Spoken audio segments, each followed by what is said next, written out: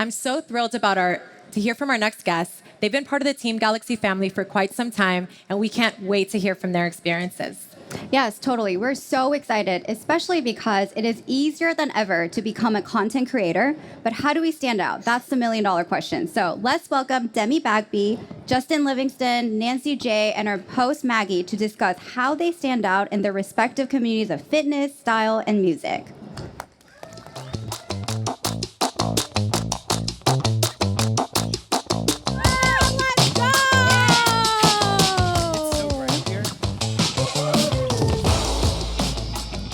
You three bringing the energy. Here we go. I would say that you guys do stand out in a sea of sameness, which I think is really hard for established creators and, creators that are trying to make a name for themselves and figure out, what works for them. And in this world, everyone has a smartphone. Social media channels are free to start, right? Mm-hmm. So it's really on you to lean on your personal brand and what you're good at. To make a name for yourself. So fitness, fashion, lifestyle, and music, communities with a breadth of content, right? So as creators, how are you guys taking the necessary steps to stand out? Sure. For me, so I do lifestyle, music, dance, travel, all that fun stuff. I'm really into the entertainment space, so it's important that I stay on topic on what's trending, music, dances, all that good stuff, especially if I'm going to be playing music. I need to know what the people are listening to. So it kind of all comes together perfectly for me. Justin? Yeah, so I do fashion and travel. And the good thing with fashion is it's always changing and still kind of staying truth to who I am style-wise, but being able to experiment with things and try new things and re-guide myself, over the years. So pretty much that's how I try to just keep it up. Yeah. What's up, y'all? I'm Demi. I hope your lunch was amazing for those of you tuning in live. Appreciate you being here. I post content that is fitness, lifestyle, and action sports. And I would say you got to have fun doing it. It's a little bit tough for us to be up here right now because we don't want to sound redundant at all. So while we're up here, we're going to try to say things that are a little bit different, but it does really come down to being authentic and enjoying what you do, especially doing it for years and years. Like, you change as a human as well as adapt your content. And sometimes it's a little bit tough with an audience as you're growing because they might be following you for who you were 2 years ago, right? So you have to make sure that you're cool with adapting as times adapt, and people are also going to adapt with you as you grow, and that's a big part of your journey. Yeah. So what about like saturation in your respective kind of spaces? If you start to notice that there's a bit of saturation, what are you doing to kind of combat it and stand out? I mean, I think just like in any of these spaces, like it's always going to be saturated. But I think the big part of it is we're all different. Like for Team Galaxy, we have so many different people that do different things, but we share a lot of similarities, personalities, the way that we approach content, the way that we film and edit. And when you kind of put your own little spin on everything, you still are going to stand out regardless. As long as you believe in what you do and like love what you do, it's going to show. Yeah, I think personality is the key there. Staying true to who you are and just be you. Let you shine, and people are going to love you for you, and that's what you want. You don't want people to love you for not you, right? You want them to keep following you, to enjoy your personality, your smile, your hair, your style, the way you dance, whatever it is. In case y'all haven't noticed, we're the curly hair gang up here today, which we realized in the back. And I'm a faker. I'm an imposter. So Demi, I know that you take a unique approach to your content as it relates to your platforms and kind of building the right content for each platform. So talk me through that process a little bit. Y'all, a big part of my career that we've been super blessed with is our whole team has kind of taken a wider approach when it comes to content and making sure that we do push all platforms. And I know that is so challenging because there's so much content. And like you said, too, it's such a saturated market and every platform is kind of saturated in their own way. So a big part of my business and how we've grown to where we are now is making sure that we are tailoring content towards certain platforms for those trends. We are posting a lot of content on all the platforms because, yeah, it can be easy to be like, oh, I got great views on Instagram. Like, I'm going to post more Instagram stuff. Like, we all know, like, to have social media, we all have to have some sort of ego, right? We all have to be able to take the punches. We have to be confident in posting different parts of ourselves that some people might not. So, one, doing that on all the platforms is super important to your growth and long-term wise. Like, I've been doing this for 8 years, so coming now, like, I'm happy that I did start over on multiple platforms multiple times, because that's kind of putting that ego down and saying, hey, like, I might be great on Instagram, but I don't even have a YouTube. Like, how do I start? But you have to start, and you have to be comfortable with the uncomfortable. And that's And been not a worry about like not you starting like, at honestly ground zero. the views. Yeah. Okay, it's tough because we all want great views, but like looking back and as I continue to grow, I really do want to hone back in on having fun and being confident with what I'm doing. And like I said, I got into racing in the last year and a half, and my audience is so used to health and lifestyle that when I post car content, they're like, huh, who is this? And I've had to get used to saying, hey, like, that's who I am. Like, thank you for being part of my journey for 8 years. You're hopping on the car train with me, okay? Like, this is what I like to do, and you're coming with or you're not. And you got to be cool with that. So it's really important to just stay authentic to who you are. And if you're really trying to make it a career and make it long term, like, you got to be cool with people coming and going and adapting with you as you change. Yeah, flexibility is definitely key here when you're trying to be successful in this space. Being able to adapt to different platforms and like, okay, maybe you don't want to have a TikTok, but you got to get on and get with the trend. So Yeah. And it's also like everyone knows there's so many new apps coming out Yes. all the time. Yeah. So it can be like a little daunting to be like, do I want to start on this one? Truth is, you probably will, because in like a year it'll be Eventually, the yeah. big one, and you're like, why didn't I do this? Yeah. What about like creating custom content for each channel? Do you find that a struggle, or do you think that it's simple?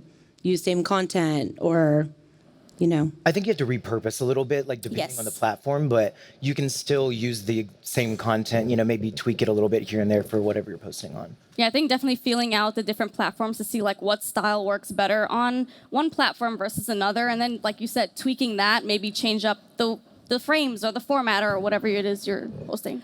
Yeah, I definitely think with our team's approach that we've taken the last year and a half has been more exclusively filming for each platform. And I've seen a lot of growth in that because, as we know, every platform has different programs that are launching all the time. And TikTok, for example, has the Minute Plus.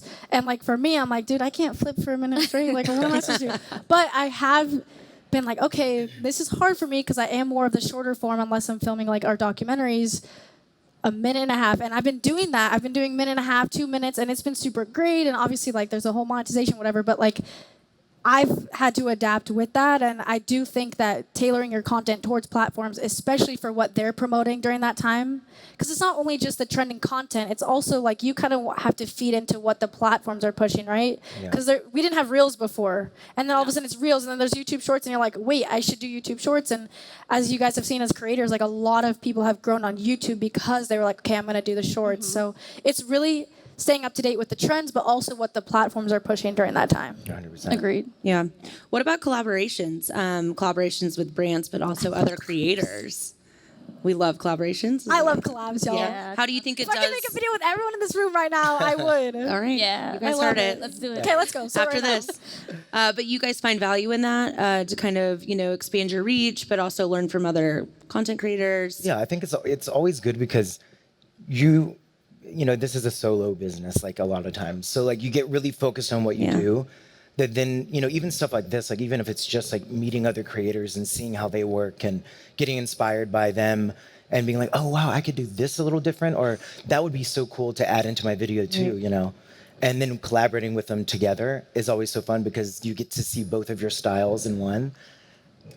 Yeah, I think collaborating with other creators is great for reaching different demographics. Like for me personally, I love promoting my Caribbean culture. So if I'm able to collab with Demi or Justin, now their demographic, they're gonna see that. I'm like, oh, I didn't even know like that was a thing. I never heard this song before. I never saw this. I didn't know you eat that. Like it's great to share within cultures and just like within content. People love to see the collabs. Like I'll collab with someone that I just met or like I didn't know 2 years ago, and my followers will be like, 2 of my favorite people in one video, and like you would have never guessed that, right? So not only does their audience have so much opportunity, like both of you guys together, but it's also cool to bring that like social media into real life because you don't know how long that person's been following the other person, and then it's like you just keep introducing more. And the world is so small too. Like from the brand side of things, they love to see you collabing with other people because it shows that you're easy to work with and you're yeah. fun and you're open, and it's not always about the numbers and the views and the followers. Like you can just enjoy the career that you have and the content that you're making and just do it together because the world's a better place together. Agreed. Having you guys collab here right now is perfect. Yes. So talk to me through a little bit about y'all's creative process. So I know you guys spend a lot of time on, getting your creative right and getting your content right. But I know that can be a rigorous process as well. I mean, I think it depends on too, like if I'm doing something with a brand or collaborating on like a sponsored content, of course it's like a lot more stressful. But I think, I mean, for me, like everyone wears clothes, dresses up, you know what I mean? Fashion is fun. It's like an extension of your personality. And just like social media is, if you know me in real life, you know I'm crazy, I'm loud, I'm Very wild. fun. And on social media, like I started out with a blog, I would do like travel vlogs, and it was much tamer. And I realized I was like, oh, I'm not really infusing my personality that much. And once I started kind of doing more fashion content, like I wear crazy stuff. So it's like, even if you're not talking to me, like you're gonna be like, oh, okay, like there's something going on there. That's why you're on the standout panel. That's Right. right. That's right. Stands out. My creative process is interesting because I write down everything and there's like so many things, but today I'll feel like, oh, I have an idea, I want to do this, and forget about the 50 things that I just wrote down yesterday. And so I'll have like a long list of things that I have to film or ideas. But for me, it's like, I love taking requests from my followers too, like building that community and having them say like, hey, I just saw this dance or this song. Can you make a dance for this? Or can you mix this or mash this up? And I'm like, sure, let's do it. I'm the same as Nancy. Like tomorrow I'm gonna film this video. I'm sure y'all that create in any space have the same thing. And then you wake up the next day and you completely scratch that idea. Because I think a big part of content is that emotional aspect, right? Like with your fashion, you're like, maybe I want something less tight today, more tight. I'm feeling good. Like tight. maybe my dance moves are a little flowier today. So it really is a feeling. And I think that's the toughest part being a creator is as it becomes a job and we do work those 80 hours for the 40, right? Like you have to make sure that that feeling is still present in your content because that's where the English please. Authenticity comes out. So that's really important, and that feeling, like it's really great to have that every day as a creative. Like you're like, okay, I'm just trashing that whole idea from yesterday and we're starting over, but that's part of it. Yeah. Yeah. What about brand partnerships? Collaborating with brands. I mean, Demi, I know you kind of, you've kind of in the years past kind of said, I'm going to focus on a strategic approach to partnerships, right? Absolutely. Okay, this one's on me. Okay, here we go. So there's a difference between like the one-off partnerships, right? That usually they're like, okay, here's a cool paycheck. But having brand partners like how we work with Samsung and we're Team Galaxy is that authenticness because we're building a story long-term with our followers. And I do see in the last 3 years a different approach with followers, especially new creators. They're like, cool, I'm going to do all of these one-offs. This is great. But is that what you want to be seen as your future self in 5 years? Is that a brand that you want to align yourself with? Like for me, especially being in the health and wellness industry, I'm like, if I'm a mom, like, would I be cool with my daughter seeing this? Like, as I get older, am I going to be happy with the way that I portrayed my body, myself? So a lot of that comes down to who you are, like where your guardrails are for your future. And it's super awesome to kind of see how brands can play into that. And long term, it's really allowed me opportunities to be more creative, have more spontaneity with the content we're doing. And it just goes with the followers so much better than it would just like, oh, that's another ad swipe. Yeah, because they're also Like people are part of the story. one off. You just forget about it later on, and then, when you actually are creating, like you were saying, like a bigger story with a brand that you're letting your followers know, like I trust this brand trusts me. Like we're creating synergy here, and like with Samsung, this is my 3rd year, and it just gets better and better because now my followers know like I'm really part of this family. So it's like 100%. it's just nice like knowing that there are brands out there like Samsung, like other partnerships that I've had that want to invest in me and make me want to do better like content for myself and my followers.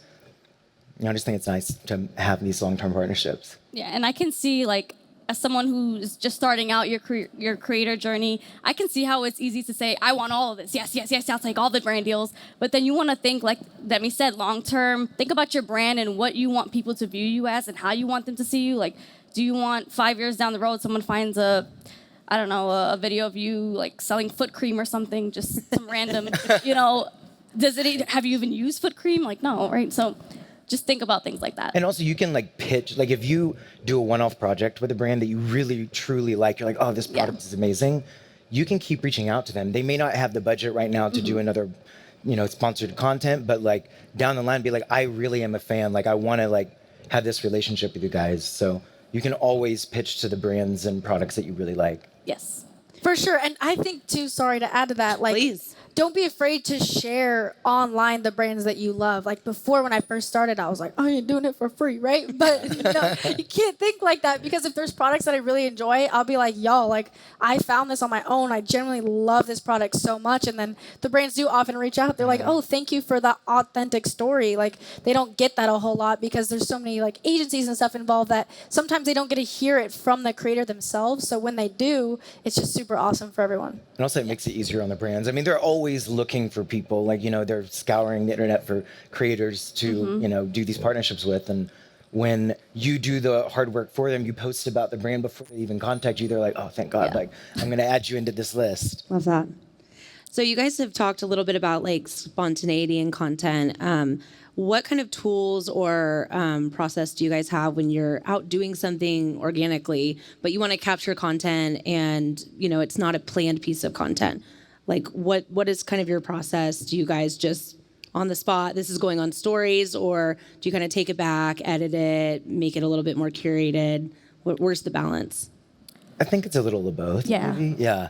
I think so. I mean, probably everyone in here, like when you're out and about, like you're like, oh, that's a cool place for a photo, or like that'd be a cool video, or like you start, the wheels are turning in your head. Sometimes it's going to be on the fly, but a lot of times I'll like kind of catalog it in my head, come back, and then like try to do a little bit more polish on it. Yeah. Yeah, for me, stories, I'll definitely be oversharing. So if you follow me on Instagram, you'll see literally almost everything. Like But from foot cream. No, No foot cream. not No foot cream. I should probably use foot cream, but no. Reach out, y'all. Okay, so I think like to tie it together, what is y'all's advice for any up and coming creators, people who have, the resources to start a personal brand online? How do they kind of stand out, be consistent to who they are? What's your advice to them? I think it's important. So we always hear the term be authentic, but what does that mean? Like how? How do I be authentic? How do I be myself? I think for that, my answer to you would be make sure you're confident in who you are. The key is just if you're confident in who you are, that shines through, and you don't have to like pretend to be someone else online, or because you can tell, right? When someone's making a video or just posting a selfie or something, you're like, oh wait, this kind of looks a little like doesn't translate properly, right? But if you're just out there like, yeah, for me, I'm like, woohoo, let's do this, and they can tell she's not forcing a smile, she's not forcing fun, Yeah. And to add on to that, I mean, I think too, it's hard to be authentic. It's like, well, what if I don't know who I am right now? Yeah. Like, or what if I don't know the kind of content I want to make? Which is totally cool. Which is Yeah, totally and it fine. takes time, and right? share that. Be like, dude, Yeah. I don't know who I am right now, but I'm here, And that's okay? part of the process. Yeah. But it's like find something that you really truly love, because it's not going to feel hard or like work when you're creating content around it. And then once you're there, it's just experiment, like keep pivoting and finding out exactly what lane you want to be in. And honestly, it gets a lot easier like once you realize like where your focus is. Would you say listening to your audience to 100%. help Yes. guide that is good advice? For sure. Definitely, yeah. That's amazing. I love it. You guys are Today's so fun. I love this. Thank you guys so much. Oh, yeah. This is perfect. Thank y'all. Thank you. Cue the dance music. I know. Y'all go ahead.